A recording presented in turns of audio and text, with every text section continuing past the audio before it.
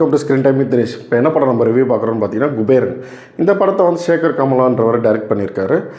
தேவிஸ்ரீ பிரசாத் வந்து மியூசிக் பண்ணியிருக்காரு. தனுஷ், ரஷ்மிகா, அப்புறம் நாகார்ஜுனா நடிச்சிருக்காங்க. இந்த படம் வந்து எப்படி நல்லா இருக்கா இல்லையா? சில பேர் வந்து ரொம்ப லென்த்துன்றாங்க, சில பேர் போர்ன்றாங்க, சில பேர் ஆஹா ஓ அப்படின்றாங்க. இந்த படம் உண்மையிலேயே நீங்கள் வர்த்து இல்லையா, பார்க்கலாமா வேண்டாமான்னு ரொம்ப ஜென்யூனாக சொல்ல போகிறோம். அதுக்கு முன்னாடி சேனலை சப்ஸ்கிரைப் பண்ணாதவங்க சப்ஸ்கிரைப் பண்ணிக்கங்க, ஓகேங்களா? இப்போது நம்ம வந்து இந்த தனுஷ் பெக்கராக நடிச்சிருக்காரு. ஏன் இந்த படத்தில் ஒரு பிச்சைக்காரராக நடிச்சிருக்கணும் அப்படின்றது என்ன அப்படின்னு பார்த்தீங்கன்னா, தனுஷ் வந்து திருப்பதியில் வந்து பிச்சை எடுத்துகிட்டு இருக்காரு. அது வந்து அப்போது ஒரு ஆக்சிடெண்ட் நடக்கும். அது மாதிரி வந்து பணத்தை வந்து அந்த பிச்சைக்காரர் வந்து ஒருத்தர் இறந்துருவார். அவங்கள வந்து கட்டை வச்சு இருக்கணும், அப்போ தான் அடுத்த ஜென்மத்தில் பிச்சைக்காரன் பிறக்க மாட்டாங்க. பாக்கியராஜ் சொல்வார். பாக்கியராஜ் வந்து இப்போ அவரையும் வந்து பிச்சைக்கார வேஷம் போட்டுன்னு வந்து பிச்சை எடுக்க விட்ருவாங்க திருப்பதியில். அப்புறம் நாகார்ஜுனா அவர் வந்து பார்த்திங்கன்னா ஜெயிலில் இருப்பார். அவர் ஒரு ஆனஸ்ட் சிபிஐ ஆஃபீஸரு. அவர் வந்து எல்லாரையும் எதிர்த்து பகைச்சிக்கிட்டு என்ன பண்ணுவாங்க, அவரை பொய் கேஸ் போட்டு அவரை வந்து 10 வருஷம் சிறை தண்டனை வாங்கி கொடுத்துருவாங்க. ஸோ அந்த கேஸ்லேருந்து வெளியில் வர முடியாது. அப்போது ஒரு பெரிய ஒரு பிஸ்னஸ் மேன் வந்து நாகார்ஜுனாவை யூஸ் பண்ணிக்கணும்னு நினைக்கிறாங்க. எதுக்கு யூஸ் பண்ணிக்கணும்னு பார்த்தீங்கன்னா, அந்த எண்ணெய் கிணறு அது வந்து பார்த்திங்கன்னா துபாயில் அந்த மாதிரி அது தான் நம்ம வந்து எண்ணெய் வாங்கி பெட்ரோல்லாம் வந்து வெளியில் இருந்து தான் வாங்கிட்டு இருக்கோம். இங்கே இந்தியாவிலேயே அது வந்து கண்டுபிடிச்சிருப்பாங்க, ரிசர்ச் பண்ணி. அது ஒரு கடலில் இருக்குது. அந்த இடத்த அந்த இதை வந்து கவர்மெண்ட் என்ன பண்ணுறது, எனக்கு ஒரு பல லட்சம் கோடி கொடுன்னு சொல்லி ப்ரைவேட்டுக்கு கொடுத்துட்றாங்க. கார்பரேட்காரன் அது ஆக்குப்பை பண்ணுறதுக்கு ரெடியாக இருக்கிறாங்க. அப்போது அதை ஆக்குப்பை பண்ணுறது ரெடியாக இருக்குன்னா இந்த பிளாக் மணியெல்லாம் கொண்டு வந்து அரசியல்வாதிகளுக்கு கொடுக்கணும். அதுக்கு ஒரு ஆள் தேவை, சிஸ்டமேட்டிக்காக பண்ணக்கூடிய ஒரு ஆள், நம்பிக்கையான ஆள் தேவை. அதுக்கு நாகார்ஜுனாவை ஜெயிலேருந்து உங்கள் கேஸ் எல்லாத்தையும் நான் இது பண்ணி நான் எடுத்துறேன், எனக்கு வேலை செய்வாங்க. ஃபஸ்ட்டு அவர் மனசாட்சி ஒத்துக்காது. நீதி நேர்மை நியாயம் இருந்திருப்பார். ஆனால் அந்த நீதி நேர்மை நியாயத்துக்காக கிடச்ச பரிசு பார்த்திங்கன்னா ஜெயில். அந்த அதனால் வந்து அவர் ஃபேமிலியை விட்டு பிரிஞ்சு இல்லாமல் அந்த பிஸ்னஸ் மேன் கூட வந்து அவர் இணைஞ்சு பிளாக் மணியெல்லாம் வந்து அரசியல்வாதிகளுக்கு கொடுக்கணும், என்ன பண்ணணும்னு சொல்லி ஒரு ஃபேக் ஏஜென்சி ஸ்டார்ட் பண்ணுவோம், உங்கள் பினாமியாக வச்சு இது பண்ணுவோம்னு சொல்லி 4 பிச்சைக்காரங்களை வந்து வச்சு ஸ்டார்ட் பண்ணுவோன்னு ஒரு ஐடியா கொடுக்குறாரு நாகார்ஜுனா. அந்த 4 பிச்சைக்காரங்களில் தனுஷும் ஒருத்தர். அந்த பிச்சைக்காரங்கள் மூலயமா அவங்களுக்கு எல்லாமே வந்து ஆதார் ஐடென்டிஃபை எல்லாம் ரெடி பண்ணி அவங்களுக்கு பேரில் வந்து ஒரு அக்கௌண்ட்டும் க்ரியேட் பண்ணி அவங்க பேரில் வந்து 10,000 கோடி 20,000 கோடி போட்டு அந்த பணத்தை வந்து டிரான்சாக்ஷன் பண்ணுறாங்க. வில்லன் என்ன பண்ணுறாரு, இந்த விஷயம் தெரிஞ்சவங்க யாரும் உயிரோடு இருக்கிறோம், அந்த பிச்சைக்காரங்களை 2 பேரும் கொன்னுடுறாரு. பணத்தை ட்ரான்ஸ்ஃபர் பண்ண பிறகு நாகார்ஜுனா எதுக்கு கொன்னீங்க அப்படின்னு சொல்லி அவங்களும் மனுஷங்கன்னு சொல்லி ரொம்ப ஃபீல் பண்ணுறாரு. இல்லை இவங்களாம் இருக்கக்கூடாது, இருந்தால் நாளைக்கு வந்து இது பிரச்சனையாகும், இதெல்லாம் உங்களுக்கு சொன்னால் புரிய சொல்லி அவர் நாகார்ஜுனாவை கன்வின்ஸ் பண்ணிடுறாரு. கடைசியில் தனுஷ் மட்டும் எஸ்கேப் ஆவார். ஏன்னா அவர் அக்கௌண்ட்லேருந்து அந்த பணம் வந்து ட்ரான்ஸ்ஃபர் பண்ணும்போது ஃபெயில் ஆகிடுது. அவர் ட்ரான்ஸ்ஃபர் ஆகும்போதே அவரை கூட்டிகிட்டு போய் கொலை பண்ண போயிடுறாங்க. நாகார்ஜுனா ஃபோன் பண்ணி அந்த ட்ரான்சாக்ஷன் ஃபெயில் ஆகிடுச்சு, அவரை கொல்லாதீங்க அப்படின்றாரு. தனுஷை வந்து என்னை கொல்ல வராங்கன்னு தெரிஞ்சு அவர் எஸ்கேப் ஆகிடுறாரு. அங்கேருந்து எஸ்கேப் ஆகிட்டு திருப்பி அந்த நாகார்ஜுனா அவர் டீமு எல்லாருமே அவரை தேடி போகிறாங்க. அவர் கிடச்சாரா இல்லையா, அவர் அக்கௌண்ட்டில் இருக்கிற பணத்தை எடுத்தாங்களா, என்ன நடக்குது, இப்படி தான் கதை போயிட்டே இருக்கும். தனுஷ் சுற்றி அந்த பாம்பேக்குள்ளேயே வந்துகிட்டே இருப்பார், மும்பையிலேயே சுற்றி வந்துருப்பார். ஏன்னா அவர் பிச்சை எடுக்கிற பிச்சைக்காரனால அவருக்கு எங்கே போகணும் என்ன பண்ணணும்னு எதுவுமே தெரியாது. ராஷ்மிகாவை நடுவில் அங்கே மீட் பண்ணுவாங்க.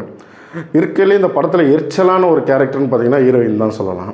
அவங்க பார்க்கும்போது டைரக்டர் நீங்களே வந்து எதுக்கு இந்த கேரக்டர் போட்டிங்க, இது இல்லாமலே இந்த படம் நல்லா இருந்துருக்குங்க அப்படின்னு நீங்களே கேட்கலாம்.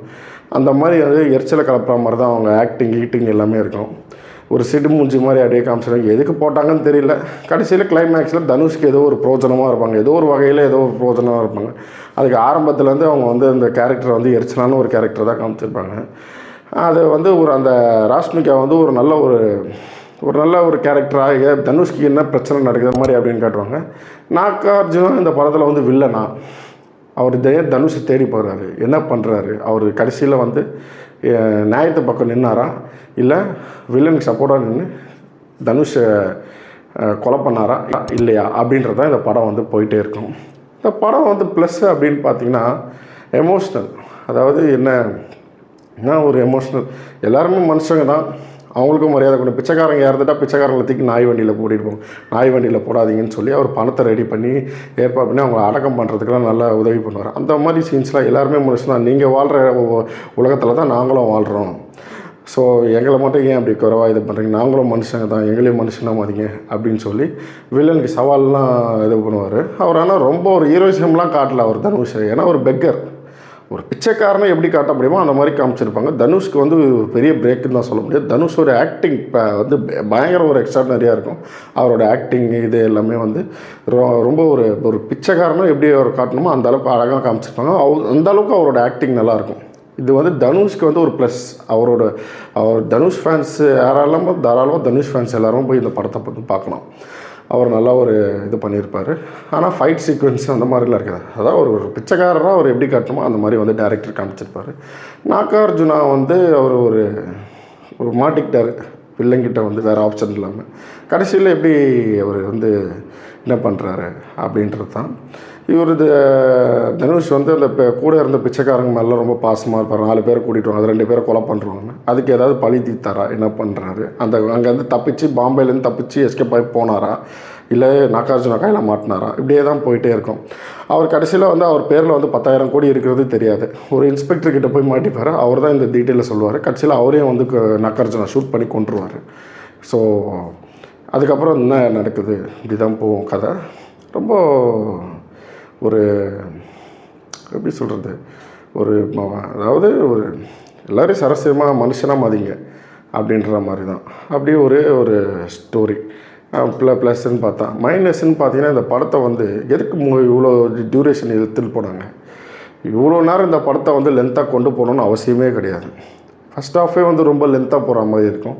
சரி, ஸ்டோரிக்குள்ளே போனால் அந்த ஸ்டோரிக்குள்ளே ரொம்ப டீட்டெயிலாக போகிற மாதிரி காமிச்சிருங்க. சுற்றி இந்த டாம் அண்ட் ஜெர்ரி கேம் மாதிரி தனுஷ் வந்து அங்கேருந்து நாகார்ஜுனா இடத்துலேருந்து தப்பிச்சு போகிறார், திரும்ப அந்த இடத்துக்கு வர்றார், திரும்ப அங்கேருந்து தப்பிச்சு போகிறாரு, பாம்பேயே சுற்றி வராங்க, இவங்களும் அவர் தேடி அலைஞ்சிட்டே இருக்காங்க. இந்த மாதிரி தான் வந்து காமிச்சிட்டே இருப்பாங்க. டியூரேஷன் ரொம்ப லென்த்தாக இருக்கிற மாதிரி இருக்கும்.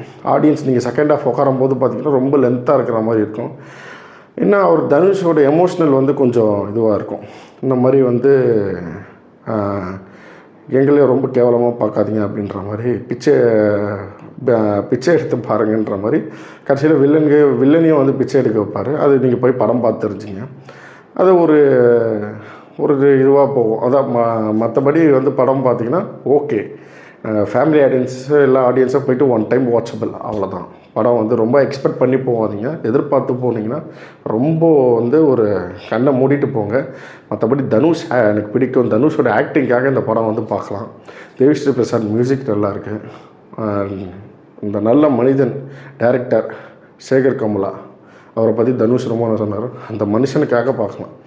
ஏன்னா இந்த மாதிரி மனுஷனை இந்த காலத்தில் பார்க்குறதே ஒரு அபூர்வம். அந்த மனுஷனுக்காக இந்த படம் வந்து தாராளமாக ஒரு ஒன் டைம் வாட்சபிள். எந்த ஒரு எதிர்பார்ப்பும் இல்லாமல் கண்ணை மூடிட்டு போய் பாருங்கள். One time watchable. இந்த படத்தோட ரேட்டிங் நம்ம சேனலில் என்னன்னு பார்த்தீங்கன்னா 3/5. மறக்காமல் வீடியோ பிடிச்சிருந்தா லைக் பண்ணுங்கள், ஷேர் பண்ணுங்கள், சப்ஸ்கிரைப் பண்ணுங்கள். தேங்க்யூ.